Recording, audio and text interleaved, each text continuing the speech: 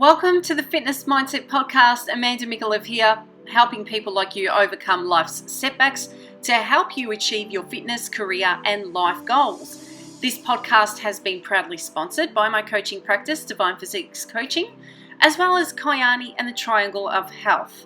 To find out more about coaching with myself or more about Kyani and their incredible products, please shoot me an email. Link is in the description below. Thank you for tuning in to today's episode, and I hope you enjoy the content. Guys, welcome back to the Fitness Mindset Podcast. You're joined by yours truly and with Dr. Idris Latera. Idris, welcome. Thank you very much, Amanda. So let me get this right. So you're a naturopathic doctor and a formulation scientist. So Yep. what exactly is that? Well, cut a long story short, I'm a naturopath that has a doctorate, and naturopaths, for people who don't know what they are, we're kind of like the natural GPs. That's kind of like the way I like to explain it. We help people with all sorts of health problems, obviously things that don't need surgery or anything that needs emergency care, but we look after all your regular health problems, chronic problems. And formulation scientist is someone who invents medicine, basically. So, yeah, that's me. You're an inventor of medicine. Yeah, I am. Yeah, nutraceutical medicine. So, nutritional supplements, sports medicine, herbal medicine. But I'm a bit of a geek, basically. Natural health geek. I can tell by the beard. I can tell you're a massive Just kidding. No, you're very handsome. Now, tell me about some of the things that you formulate. Because I find it very interesting. I've always loved natural medicine personally. Yep. So what are some of the patients that come to you? Like, what would they come to you for? It's really interesting. So we've just opened this clinic like just a few months ago. It's fairly new. I've been living overseas and I've only just returned back to Melbourne. But in the last few months during this COVID nonsense, most of the people I've been seeing surprisingly have fertility problems.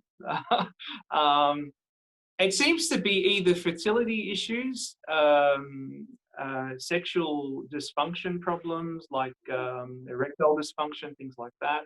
Yep. And then that's obviously the men. And then the other thing is stomach issues, gut health issues, poor energy. Yeah, so that's kind of the typical client that walks in the door. Yeah. Yeah. So is that something you've always specialised in, or did you kind of find yourself working with those sorts of clients, and then how did that all come about? Yeah, it's really weird. I guess, as they say, your vibe attracts your tribe. I didn't become a naturopath because I wanted to help people get pregnant or work with guys' erectile problems or whatever. I kind of had an interest in other stuff, but I don't know. I think that it's just something I've developed an interest with. A few years ago, probably 6 or 7 years ago, I developed an interest in this hormonal health crisis, which we all have. Female hormonal health, male hormonal health. So I guess it's just kind of developed into that. I love cancer patients, actually. That is one of my specialties, I'd say. Okay. Yeah. So, I don't know. It's one of those things I just kind of fell into it, I guess. Yeah. So, okay, if you have someone that's, say, a cancer patient or someone that has erectile dysfunction, I mean, what is it normally just like their hormones are out of whack and you've got to put together a formula that's going to try and bring things into balance? Yeah, I think it's kind of three things really. I mean, a typical patient would walk away with the following. I'd give them some sort of medicine or nutritional supplement or herbal medicine that's going to help with bringing them back into balance. In medical language, we call that homeostasis. Definitely, there's always nutrition. So, you are what you eat, and, let food be thy medicine is very much kind of concepts that are true to me. So obviously I'll give them some nutritional guidelines, things not to eat, things to eat. And then lifestyle too. I mean, lifestyle has such a big part of impact on your life. You know, how you live your life affects who you are. Yes, Yeah. yes, absolutely. So, Mm. okay, I'm just really curious because I've got a very dear friend of mine who's currently undergoing cancer, and Hmm. they readily see their doctor, and they get given like natural formulations that they have to take and stuff. What success have you personally seen with, say, some cancer patients through the formulation that you've given them? Have you kind of seen patients get their hormones into check and eventually their cancer disappears or it settles, or like, have you kind of seen like much success in that area? Yeah, absolutely. I've probably been dealing with cancer patients for at least probably about 8 years, is when I started to feel a bit more confident as a naturopath to see cancer patients, because most feel very uncomfortable, that cancer is something they don't really want to get their hands dirty with, so to speak. Mm. I see it as, we've all got cancer actually, from the minute that we're, still embryo in our mother's wombs. Cancer is just a very scary term, but I look at it as something which you can definitely combat. Now, obviously, stage 1 and 2 cancer patients, that's the ideal time to really start intervening with natural medicine. When you're looking at stage 3 and 4, unfortunately, they might have left a little bit too late. Yeah, I've seen some amazing things, over my career with cancer. And I might add, though, that just say someone has had the typical medical treatment and the doctors have said that you're in remission. I don't think that's kind of like a note to say, okay, now I'm cancer free and just forget about it. That's probably when the hard work starts, to make sure that they don't fall back into state. I think there are statistics around it are quite scary. Like 95% of people have a secondary cancer 7 years after they're being told they're in remission. Yeah. So, And is that because a lot of people do what you've just said, where they stop doing what they need to do? So, I mean, the old saying, prevention is better than cure. I mean, it's so underrated. It's ridiculous. And just yeah, maintaining the healthy lifestyle, the healthy eating, the natural herbs, and all the rest of it. Yeah. So, what advice would you have for a patient that they hit remission? And then obviously, is it just a case of keep up your herbs, keep up this medicine here? Because the likelihood of them getting it again, what's the percentage of a cancer patient who's in remission of that cancer coming back down the track? well, in 7 years after remission, only 5% of patients would probably still be in remission. Right. Normally, in 7 years, they'd have a secondary cancer. Yep. Okay. There's some pretty. That's pretty full on. That's bloody scary. Yeah, Yeah, it is. yeah, So unless people yeah. are maintaining their healthy lifestyle, there's a good chance it's going to come back regardless. Yeah, absolutely. Yeah, because in a way, and this is another kind of debate people have. How much does genetics have a part to play in cancer? Um, an example of this is something which we probably all know.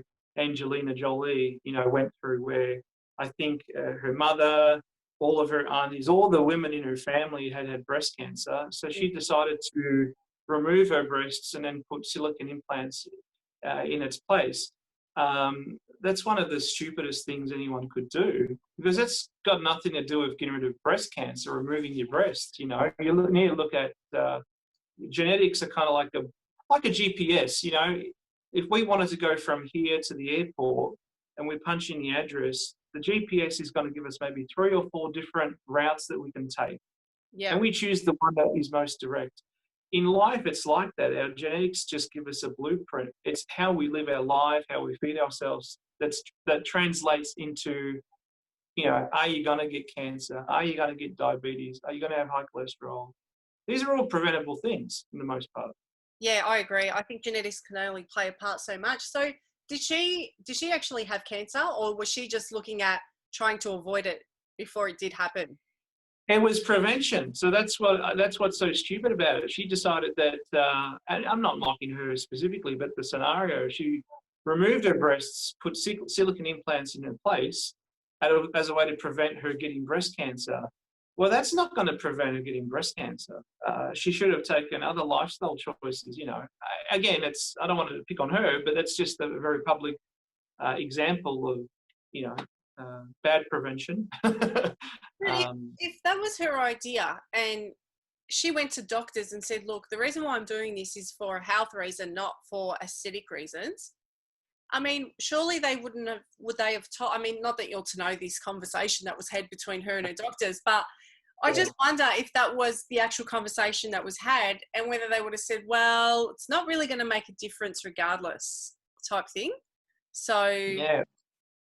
So what is it then, if you remove the whole breast, what is it inside the breast that creates the cancer? And then how is it possible for it to still happen if you've got silicone in there? Yeah, because cancer is a very simple illness. You've got a cell that has a job to do, and then once it's completed the job, it's meant to die. And all that cancer is that cell doesn't die. Instead, it passes on corrupted genetic or corrupted DNA that then tells other cells to continue to not die. That's basically all cancer is, in a really simple way. So anyone could get, if they'd done that, surgery, for an example, to prevent cancer. No, it's definitely not going to reduce the risk. It's, if anything, it could maybe even potentially increase it.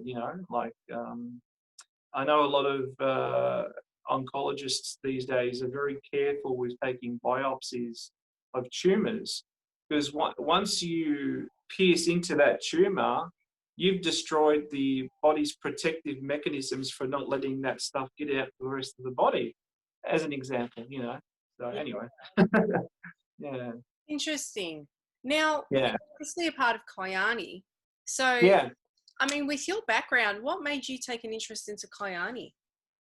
It's a really good question, because you could probably imagine, right, Amanda, people come and knock on my door all the time and want to try and show me something or sell me something, or, in the last couple of weeks, it's probably happened 3 times.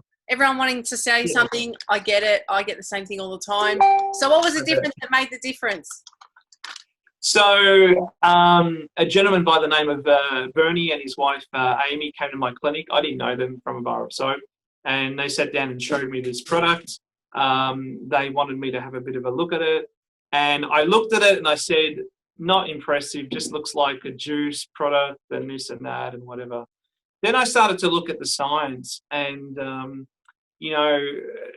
I was so, I guess I had to bite my tongue and realize that, swallow my pride a bit. And I went back to Bernie and Amy and said, actually, it's just really interesting. I want to have a better look at it. So first of all, they were persistent. They followed up with me to make sure that I had a look at it. And I did. I looked at it, looked at the science. But for me, it's such a unique product. And I guess, as I said before, I'm a formulation scientist.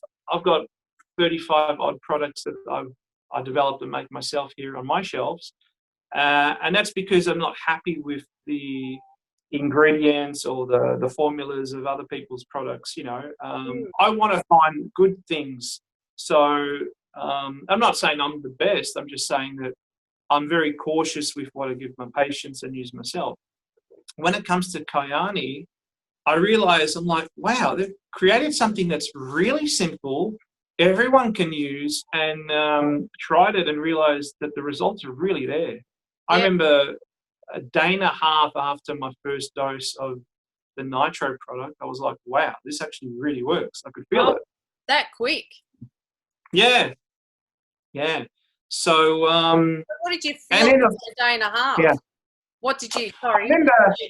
I remember it was literally a day and a half. I remember just feeling a kind of a solid boost of energy, which I wouldn't normally get around the 3 o'clock mark. I mean, that's normally when we start to fade out for the day.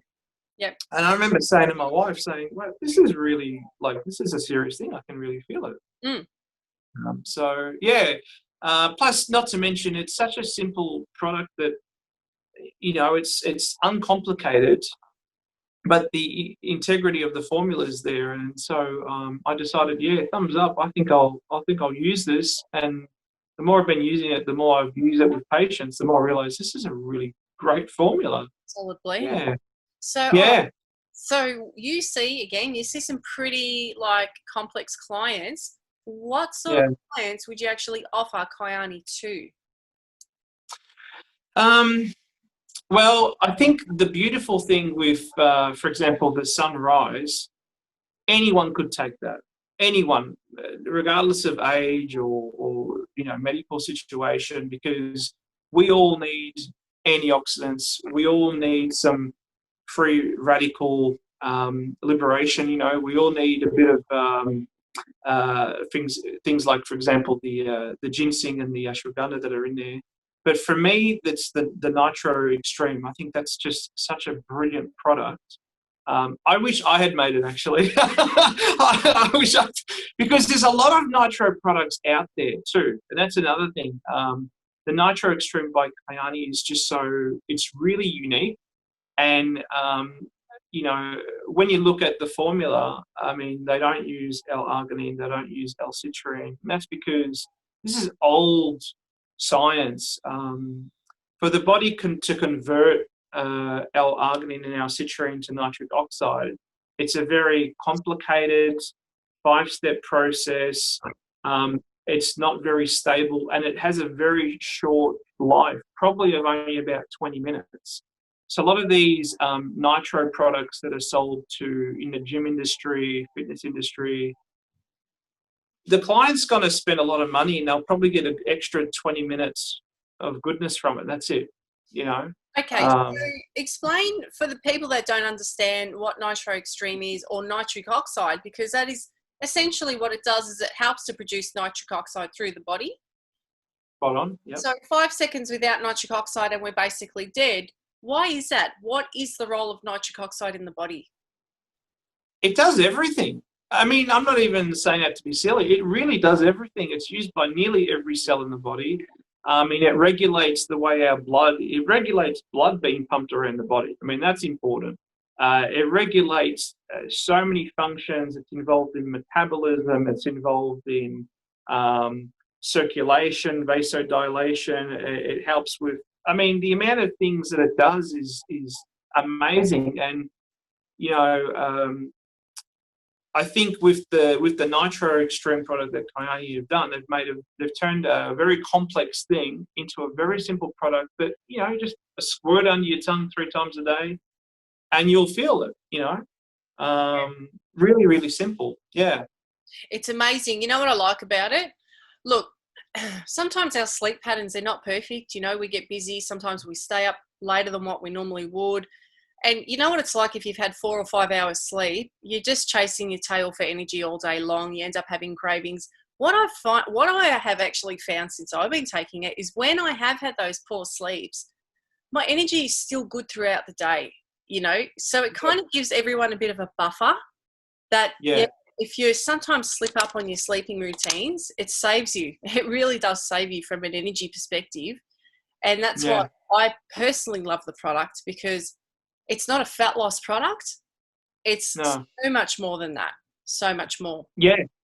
It has so many different applications. And I think for me, like, people might say, okay, look, if there was one product that everyone could take and should take, you know, like, that's a really hard question. I've thought about this question for years. One thing that everyone could take, and I'd say it would be the Nitro Extreme. Because everyone's going to benefit from it. Like, whether they're, for example, there's some very interesting research looking at when you go to a hospital, right? Let's say someone goes to a hospital, the first thing they put on them is oxygen, right? And they know that nitric oxide is probably lowest in these type of very ill patients in hospital. If we were just to give them some Nitro Extreme, the effects and the multiple things that it would be able to do for them is massive, including, a lot of people don't realize, Nitric oxide even has antimicrobial properties. It actually will kill harmful bacteria, something which we don't even realize, you know. So what does harmful bacteria mean in the body? What does that actually translate into? Well, like an infection, like I'll give you a good one. I was just reading a paper the other day about UTIs, right? It's a common problem with women, not so much with men. Some women, unfortunately, have really chronic UTIs, urinary tract infections. If they were to take vitamin C and nitroextreme, so the nitric oxide, that would probably alleviate their UTIs better than antibiotics. That's what this study was saying. Right, right. That's massive, you know. Have you got any research papers that we can potentially plug below? Yep. Because I'd love to actually read these myself. So yeah, sure. Yeah, so what we'll do, guys, is after the show, you can have a look at the description below, have a look at some of the research papers that Dr. Idris has seen and read, and we can all enjoy his research. I'm curious to ask you, so with some of your cancer patients, have you ever given Kyani to any of them? Absolutely, yeah.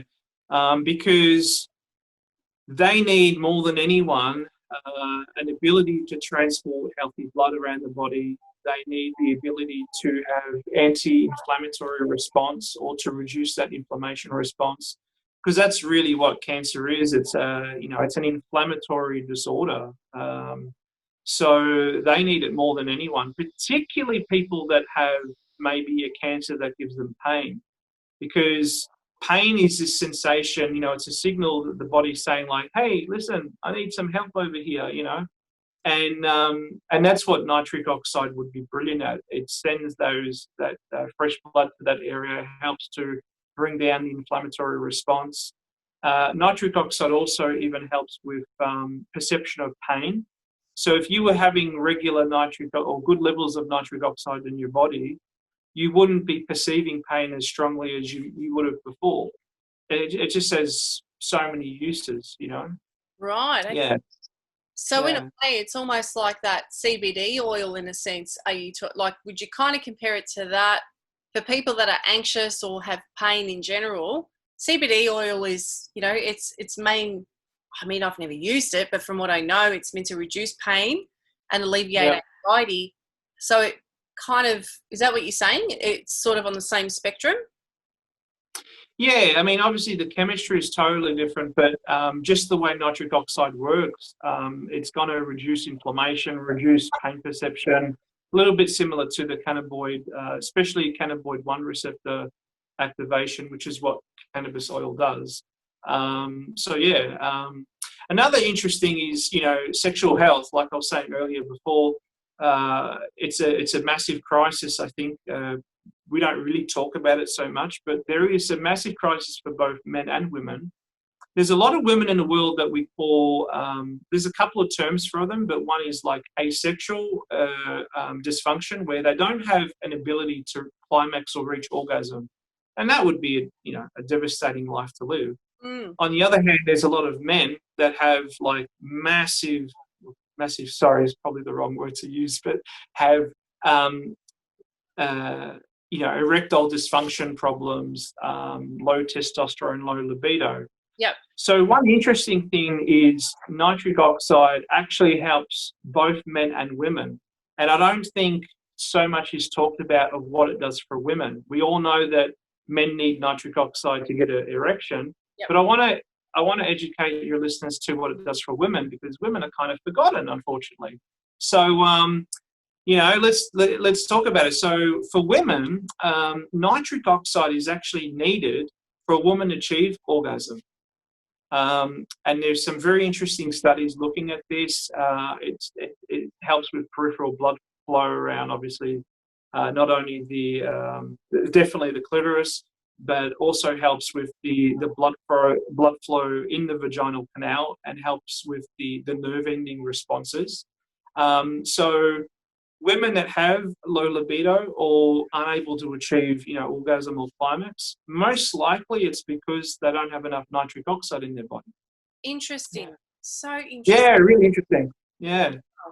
Well, I can say that I've been in lockdown pretty much the whole time I've been taking Kyani. So I guess at some point I can give everyone some feedback on how it is in that department. So stay tuned for that. That might be a podcast in and of itself. One more week of hotel quarantine, and then let's see what happens. But there you have it, ladies. That's really, really interesting information to hear. Yeah. Okay, no, that's all fantastic. So I'm just making fun. But now, let's talk about your spirituality. So you're massive white boy and you're a Muslim. Tell us about that. I am. I'm an Aussie-born guy. My mum's Norwegian. My dad's Italian. So I'm a wog. Grew up. I am. I'm a very white wog though. Italian side. Sorry? Have you got ginger in your beard? I do. That's the Norwegian. Yeah, Viking blood. The Italian side, because sometimes the Italians have ginger in their beard too.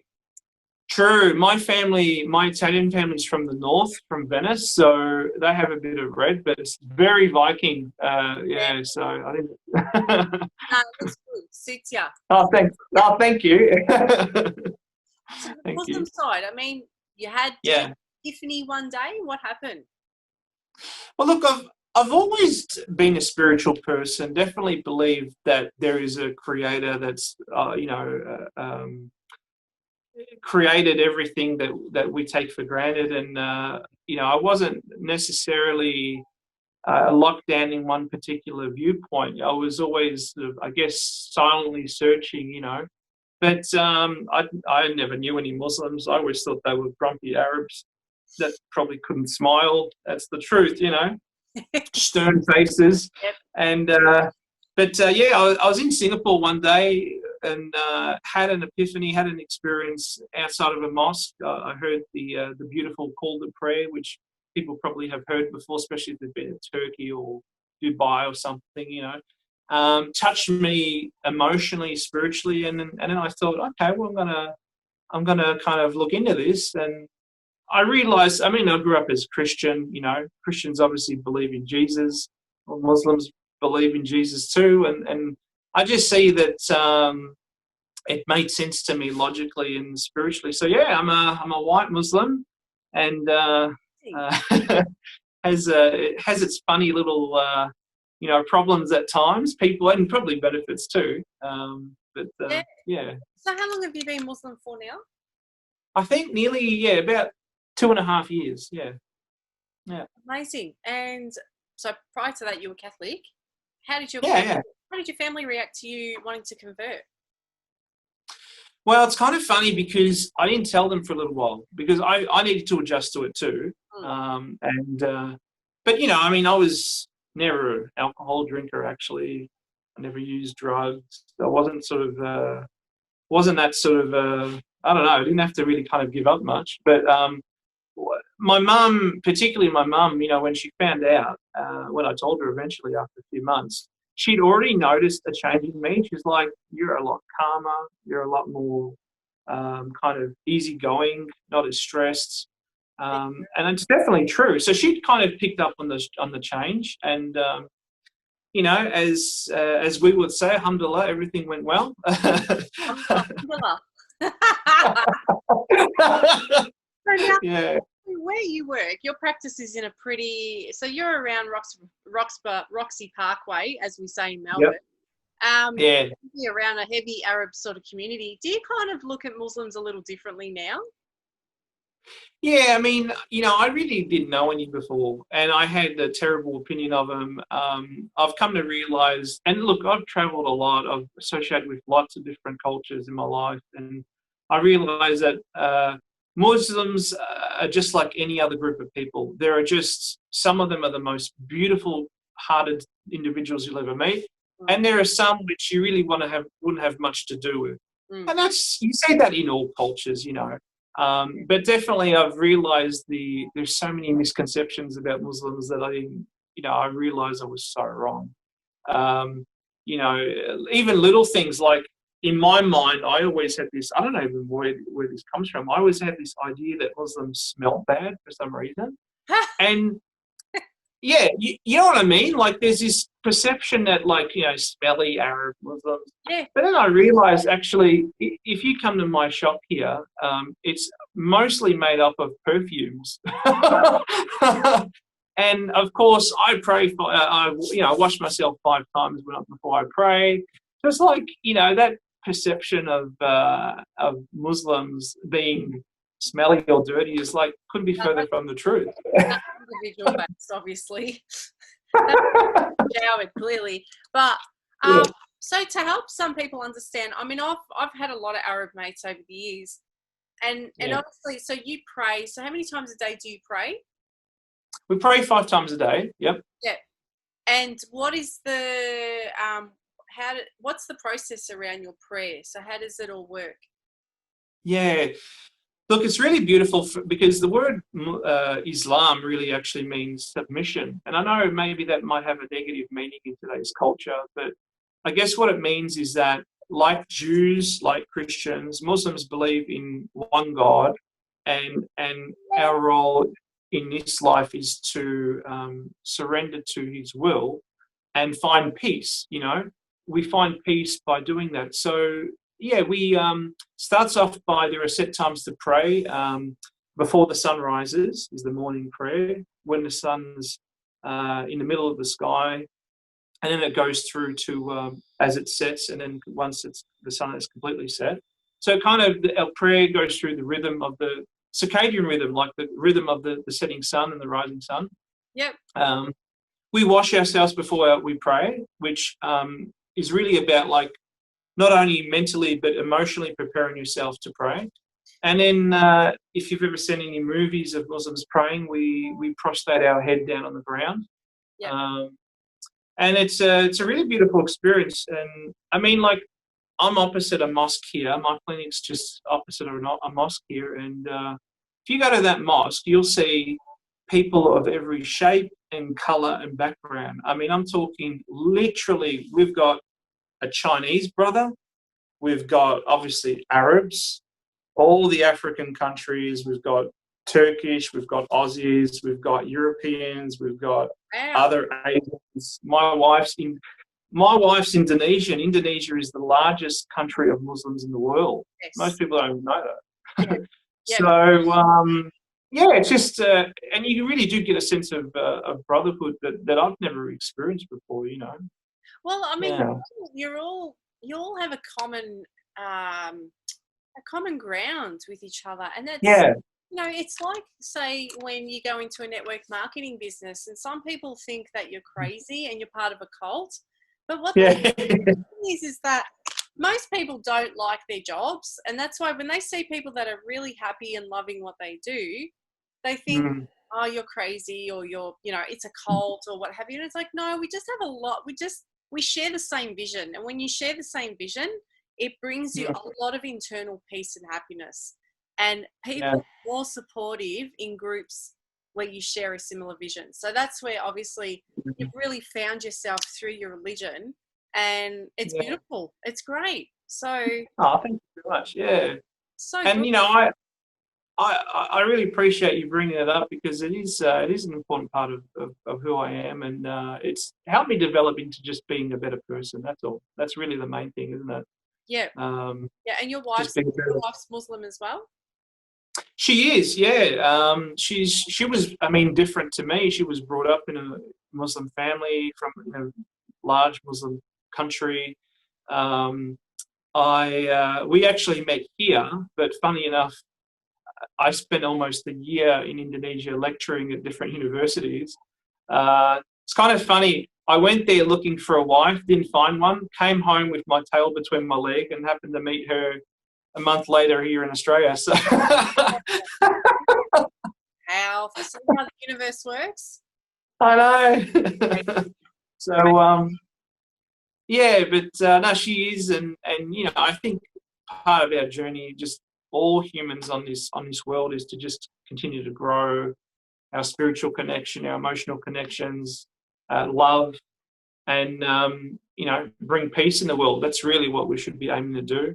And that's another reason that I like Kyani, in a sense that the potato pack, that charity of giving food.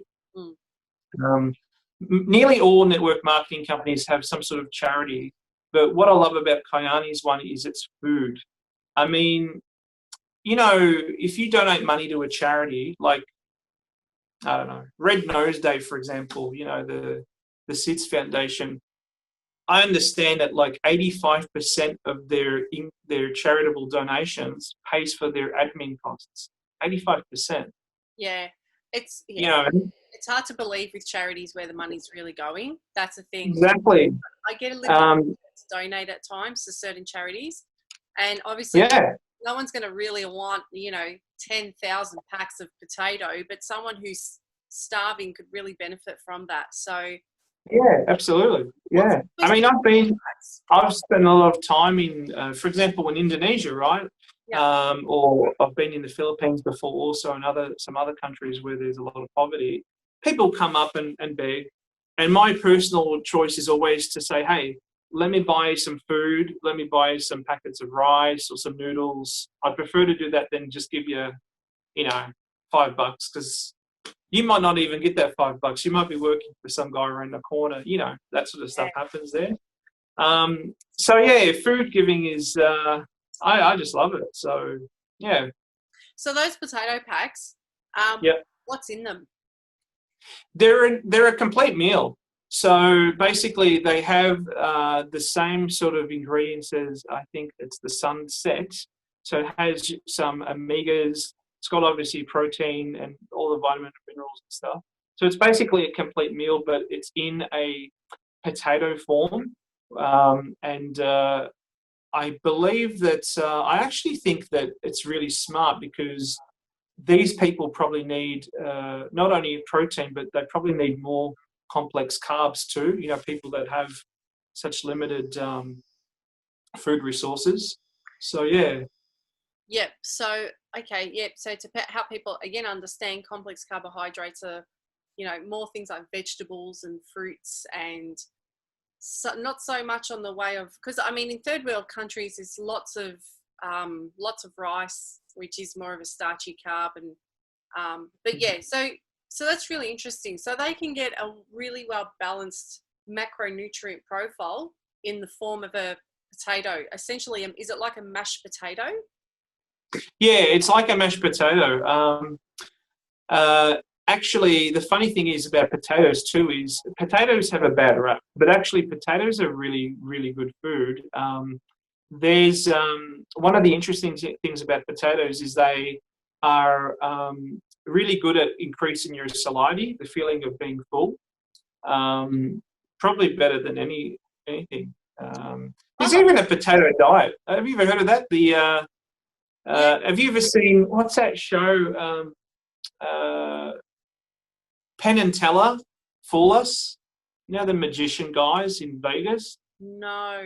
Nah. All right. One of the world's, they're like famous magicians that have a show in Las Vegas. Anyway, one of the stars of the show, he's like a massive guy, 6'6", like he was out here before.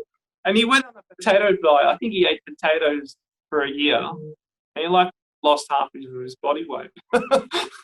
Just potatoes. It's just potatoes.